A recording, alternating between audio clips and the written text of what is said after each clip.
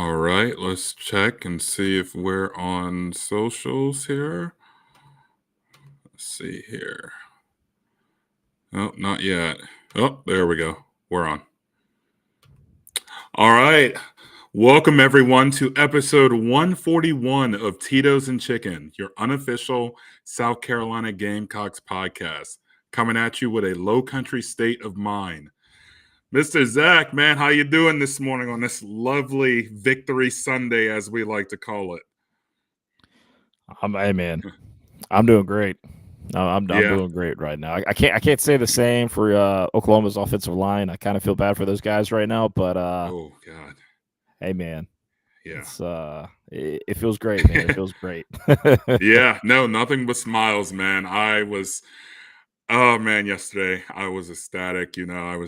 I was just, that game, the start of that game, you could not strip that any better than what happened. You know, none of us saw that coming. None of us. No. But hey, it was amazing. It was a great start to the game. We needed that. We need to jump on them quick. Playing in Oklahoma, a tough place to play. It was awesome. It was a great day yesterday. I can promise you that. There was a lot of beer drinking. Oh God, I'm making up words here. There was a lot of beer consumed yesterday, guys. I can promise you that. But anyways, guys, this is going to be just a quick recap here. We don't really do recap episodes, but after a big win like that yesterday, I called up Zach last night. I was like, "Hey, man, let's get a podcast tomorrow." He's like, "All right, let's do it." So here we are. But I don't know if you guys noticed, but I think we're in the top 25 now. Is that true? I don't think the AP's dropped yet. No, that Okay. was FBI for ESPN, and Oh, they had okay. us. That's what happened. Okay. Yeah, they had us at top 25. However, I will say this: with the AP top 25 last week, Yeah.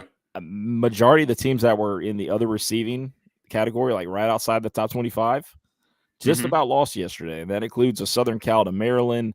That Yeah. includes a Arkansas. I mean, a lot of those teams that were right there. I mean, Vanderbilt did not cover the spread against Ball State. That kind of Yeah. was a little bit of a game in that one. So it's going to be interesting once the AP does drop. Yeah. So we will see. I don't know if we'll be ranked though, man. I think there's a couple teams that were just did a little bit more yesterday, or maybe just we're a little bit more ahead of us to be ranked. Yeah. So, but we'll see. We'll see. But our three losses are to top 15 teams. I mean, we They are. easily are the best three loss team in the country. I feel, you know, Sure. Sure. and I Yeah. was boasting about that yesterday, so I made that known to everyone. But no, seriously, Spencer Rattler yesterday, you saw that tweet. Um, Mm-hmm. what was that? The eyes closed, hands Yeah. over Yeah. emoji or whatever that was. Yeah. Yeah. Hands over the eyes emoji. We're up like 21-0 already. Oh my god, man. I still can't get over that. I really can't. But also shout out to the fans who made the trip to Norman. It Mm-hmm. looked like we had a good turnout there. Yeah, yeah. I've spoken to a few of the fan base, and they said that Carolina really took over. There was a good bit of a garnet and black out there, Yeah. and they had a time out there. They absolutely did. I hear Oklahoma fans are very hospitable, so that's great to hear. Obviously, That's good bringing to them know. to the SEC, you don't know what to expect, right? Yeah, So that's true. hearing that, I mean, that's welcome to the SEC. Unfortunately, I'm sorry we had to do it to y'all like that, but you know, welcome to the SEC, man. This is not big. Yeah. This is not the Big 12. No, this is definitely not the Big 12, that's for sure. But no, seriously, shout out to all those who made the trip. I really wanted to go. I like to drive. I'm not big on flying if I'm going to an SEC city or town, excuse me, because I Mhm. like to have all my tailgating stuff. If Right. I fly, I got to rent a car, I got to do this and do that. I just rather get in and drive. And I was not driving 17 hours from Merle's Inlet to Norman. I can promise you that. So, Hey, man. um, maybe It's a one tough day. drive. Yeah, Yeah, I've never yeah, been out to, but never been out to Norman. But when we drove out to the College World Series in 2011, Omaha, Nebraska, from Columbia, that was a absolute haul. So yeah. I'm, I've I'm been there, sure it done that. was. I'm sure it was. We're talking about a 4-3 team here that should easily be 6-1. easily be 6-1 in the top 10. But you know what? Should have, would have, could have. It is what it is. We're 4-3, a very good 4-3 team, like I mentioned earlier. Um, I want to talk about the defense first. You have to talk about the defense first. This is absolutely insane what we are Mm, witnessing from these guys. So far this season, 28 sacks. We have 28 sacks so far this season. That is crazy. 10 yeah. interceptions, allowing 18 points per game, and 3 pick 6s. I mean, Mhm. Zach, let's talk about the defense here, man. Like, where do you even start? To be honest with you, I mean, ultimately, I think just the job that Clayton White has done this year. I mean, it's been fantastic, and it needs to be talked about. I mean, you can have the personnel, right? But if you don't have the game yeah, plan, you don't have the right things in place, you're not going to execute. And by God, South Carolina has done just that this year. I mean, yeah, you look right at the defensive line, right? You look right there. You look at your front seven. Fantastic group of guys. The South Carolina staff absolutely killed it in the offseason, right? With the portal, Kyle Kennard, yeah, Demetrius Knight, DeAndre Jules. It. I mean, they did a yeah, phenomenal job there, man. yeah, Absolutely phenomenal job. So it's just an absolutely incredible thing that's going on right now in South Carolina. You know, we've talked about in the past that this is potentially going to be the best defense that we've seen since the 2011, 2012 years, and it has come to yeah. fruition, man. Like this is a real deal Holyfield squad right now. It is. It is.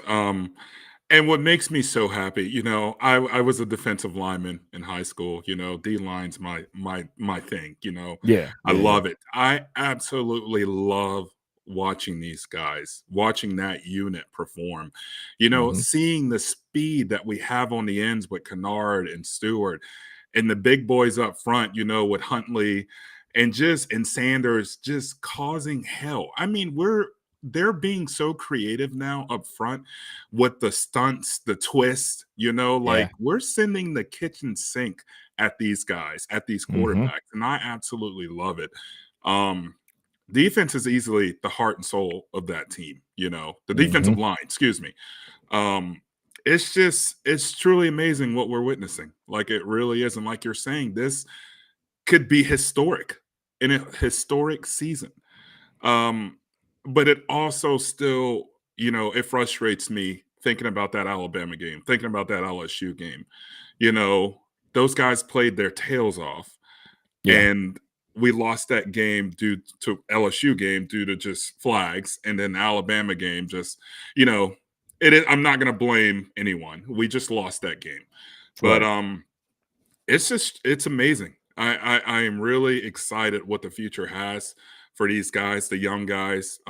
Hopefully we can keep Stewart. That I know that's going to be a topic in the offseason because whenever we get a high profile player, someone steps in with the big bucks and tries to reel them away. So I want Yeah. to talk about that real quick. Yeah, go ahead. What do you want to say about that? To me, I just Dylan Stewart was offered a lot more money in an NIL to come play at other schools not named South Carolina.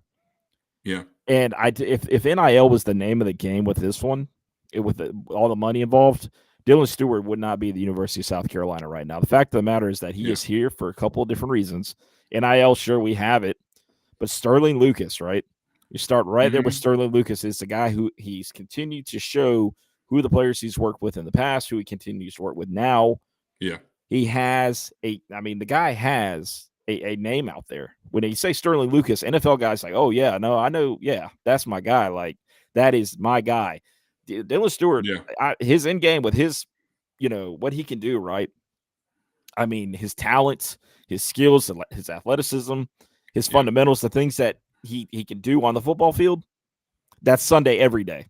He's playing on Sundays here in the future.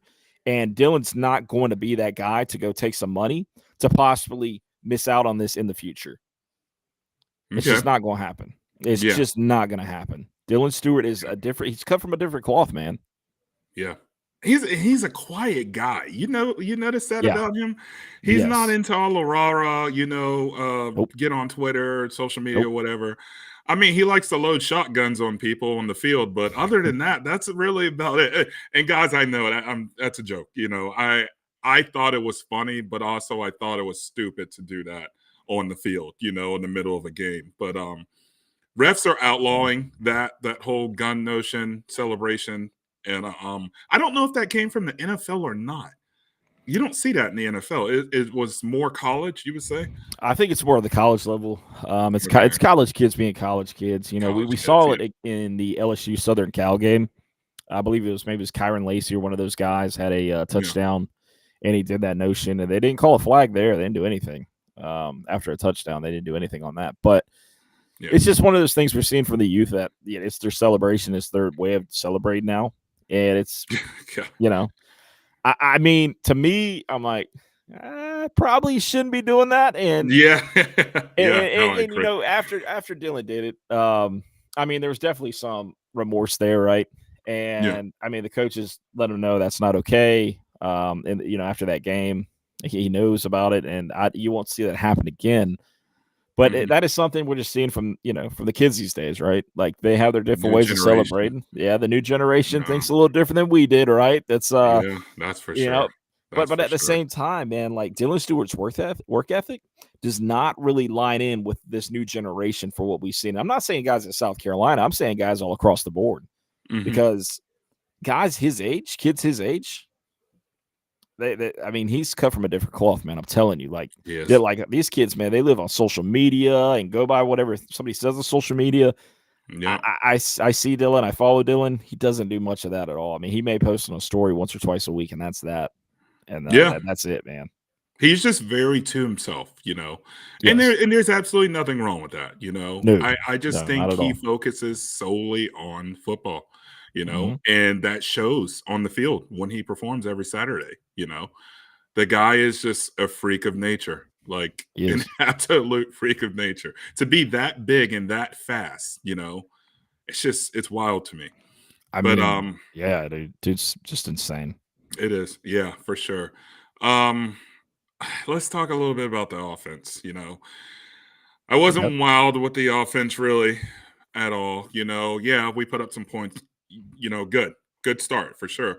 But I still left watching that game just like, I feel like we could have done more. I just feel like we're still kind of not in sync. What would you say about the offense yesterday and their performance? I mean, I would say they left a lot to be desired, right? A lot left to be desired, but at the same time, Yeah, no turnovers, right? No yeah, turnovers. that's We huge. saw we saw Lenore's make some decisions that got out of the pocket, throw the ball away, right? Yeah, Those are two big things I think that are going to head South Carolina into the right direction. I would absolutely like to see more. We did see a couple drops from our wide receivers yesterday. That also did happen. hmm And I don't know if we gave Rocket the ball enough as well. But at the same time, we kind of, mixed in a couple different running backs at the end, right? In this game, you weren't ever put in that position for the offense to have to make those different plays, right? You had them yeah, do enough, right? Rocket scored the first touchdown, and then Norris hit Josh Simon for that open touchdown when they were up 21-0 or 24-0, right? yeah, yeah, And so they did enough to get to that point. And that's what I care about. Obviously, offensive line giving 5-6 sacks up, not ideal at all. At the same time, yeah, statistically, Oklahoma is one of the top defensive lines in the country, right? Top 10. So we should also yeah. keep I that give him keep credit that in where mind. credit's due. Yeah, Sure, give him the credit there. I, I'm I'm getting to a point though. If this after the bye week, if South Carolina for one comes out flat, okay, if that happens again, like it did happen against Ole Miss, we're gonna have a massive issue, a yeah, massive problem. Not saying it's going to happen, but if it does, we're going to have a different conversation. And then two, okay, and two, I love Lonnie. Love Lonnie Teasley. Think he's a great guy. I think he did a great job during Greg Atkins' interim when he was out, right? yeah. I think there's going to have to be a talk by the end of the season if this continues, though, by the Yeah. offensive line. This just something is just not right. And I'm not saying get rid of Lonnie. I'm not saying that all. Lonnie's been a hell of a recruiter. He's been phenomenal there. But I think it's time to maybe get Sean Elliott more involved on that offensive line if this is the route we're going. If this is the And road that we're was going to heading be, down, yeah, yeah. that was going to be my next question. Sean hmm Elliott. Yes. So if we were to get rid of Lonnie, that would just be a position swap because he's coaching tight ends. Yeah. hmm So we'll just move him to offensive line. Yeah, and just and have to find a tight end coach. right, and I think Yeah. at the same time, like I said, I don't want to get rid of Lonnie because Lonnie has been phenomenal recruiting. Yeah. You landed No. the first 5-star offensive lineman in South Carolina history with Josiah Thompson. Yeah. And honestly, if I Josiah's mean, not it's out there right now, we maybe be worse, a little worse for the wear than we are now. Honestly, yeah, yeah. No, I hear you. Um, no, you know me. I love Sean Elliott. The guy just brings fire, passion to hmm our team, like he really does. But I've seen a lot of rumblings about people wanting him to be in that position, offensive line coach. So that's just something they're going to have to. I guess we'll see Texas A&M. Because like you yeah, said, we have a bye week, so you have an extra week to prepare for these guys. So if we hmm do come out flat, then yeah, there will. I feel like there definitely will be rumblings of a switch, possibly. But yeah, like I said, offense. You brought up some good points. I feel like they are moving in the right direction, especially with what we saw yesterday. Rocket, you're right. You got to give Rocket the ball more. This guy can literally lean on someone and get 3 yards. Like he's a human pinball. Like hmm I love his running style. It reminds me of Mike Davis a lot. yeah, You know, yeah, yeah. he's a bigger version of Mike Davis, but also, receivers. What do you think about the receivers? Are we starting to see? Well, excuse me. Yesterday, did you see any cohesiveness with the quarterback and receivers yesterday? Yeah, I would say that Mazio and Vandrevius Jacobs, I think those two have kind of widened the gap a little bit when it comes to Okay. in that receiver room as far as being the guys. I think Yeah. Vandrevius made some really good plays yesterday, got a lot of separation. Mazio continues to do that, right? Yeah. I mean, we're still obviously looking for Harbor, right? Getting Harbor more involved. Of We're course. looking, Yeah. Jared Brown if he comes back against A&M. Hopefully we'll see that as well. Delvon Campbell got involved late in the game, but Yeah. Notice that. I feel like we're starting to see some things, and I do feel like Vandrevius Jacobs and with Mazio as well. I think those two, like I said, have separated from everybody else at this point. And it's still a wide receiver room that is very full of questions, right?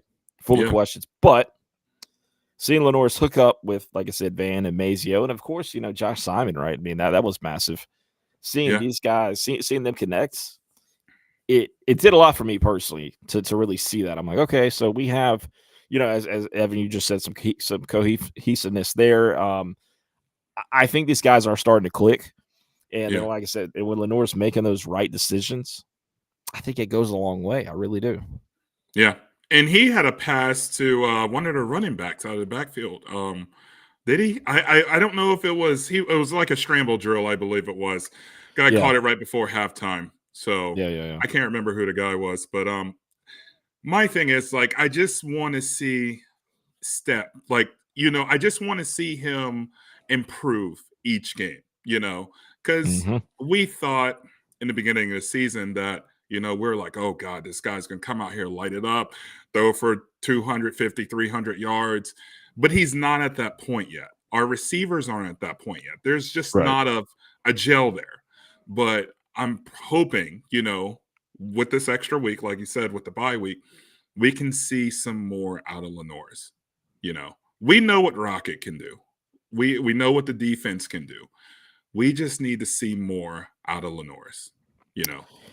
Yeah, and it's gonna come in time. Yeah. I'll give an example real quick. So right now, there's multiple freshman quarterbacks right now that are trying to get this thing going. Michael Van Buren is one of the guys out there at Mississippi State. I want to talk about him real quick. Mississippi State is 1-6 on the season, but that is not off Yeah. from the play of Michael Van Buren because Michael Van Buren yesterday against A&M, they lost 34-24, right? 10 Yeah. lost to 10 against 10 points against A&M. But Van Buren played a pretty solid game. I mean, he was I think it was like 25 for 40 or something like that, but like over 250 yards, 3 touchdowns. So, Yeah. but it's a Decent guy game. that, yeah, I mean, decent game, and it's a guy though that we've seen as a freshman start taking those steps into the right direction. Hmm. Now, Texas A&M, on the other hand, this defense is not what it has been in the past. Okay, and if Lenore's really gets it going in this one, okay, like I said, I think we did enough. We did enough against Oklahoma to put them in that right mindset, right, to get these things started moving, get this offense going into the right direction. But if you go out show it against A&M, which it's very possible, hey man, there's there's no telling where the rest of the season is going to look like, man. I'm telling you right now. I've seen crazier things happen in Woolly B, Hey, and that's a night game, isn't it? yes, Yeah, that is a night game. I believe it's set for night. Yeah. Yeah. So, crazier things have happened, Zach. Mm-hmm. But overall, I'm excited. I'm excited in the performance yesterday. That was just a flat out butt kicking. It really was. Mm-hmm. None of us expected that at all. But hey, it's the Gamecocks. Any given Saturday, these guys can go out there and just dominate when they want to. Yeah. So, but guys, I want to thank. Injuries. You had an injury. Who? Someone's out for the season. I think you said. No, not for the season. I mean, Jakai Moore probably is more likely out for the season, but Jakai. Yeah. But I'm still trying to figure out what happened with OD Fortune. He was not playing yesterday. Something happened at some point, and so we need to figure out what's going on with that. Obviously, you get through the bye week, you probably won't know too much there from the last injury standpoint where we're last.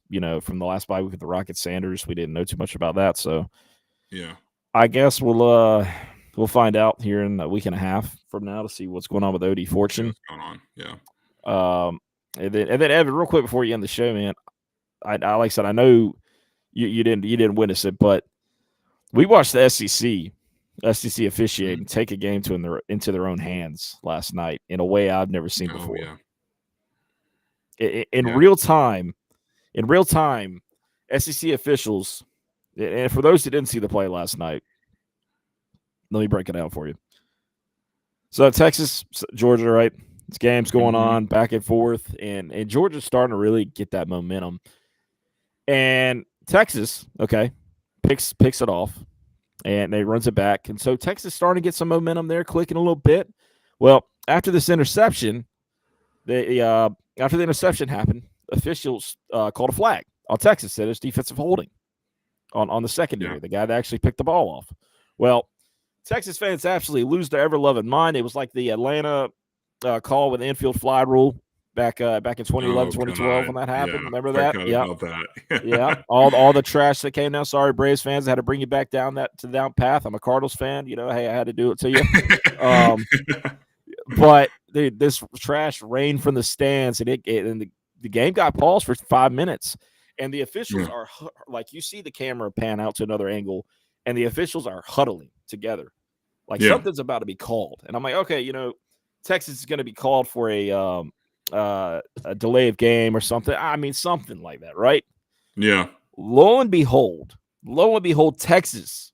I mean, the officials pick up the flag, no defensive holding, and allow the interception to happen. And Kirby Smart absolutely blows a gasket on the sideline, and I don't blame him at all because I did the same thing. I didn't get to see that, but it's just, and we talked about this earlier. The officiating in the SEC, guys, we play in the best conference in college football. Sure. And you absolutely mean to tell me that we have the worst officiating in college football? It doesn't make sense. It flat out doesn't make sense. And I'm glad that this has gotten so much attention, because it wasn't just that call yesterday that has driven fans wild. I know two games, LSU, South Carolina, or LSU, Alabama games that I feel like every other team in the SEC feels the same way. Well, it's a non-reviewable play. Why are we even picking a flag up to that extent? Like, it's a non-reviewable play. That has never happened as far as I'm concerned. That I've watched football. Yeah. And that's all my life. You know what I mean? Like, I've never seen that happen. Yeah.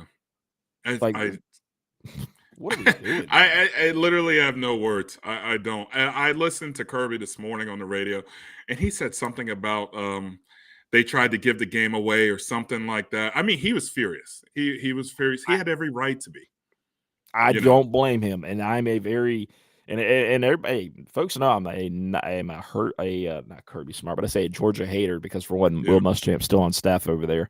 But God. look, look. That should not have happened. That should not have happened. And I stand by my point there. You got a guy named Jason Autry who is a director of some kind of organization down in Florida, Yeah. and yet he goes part-time and he officiates SEC games.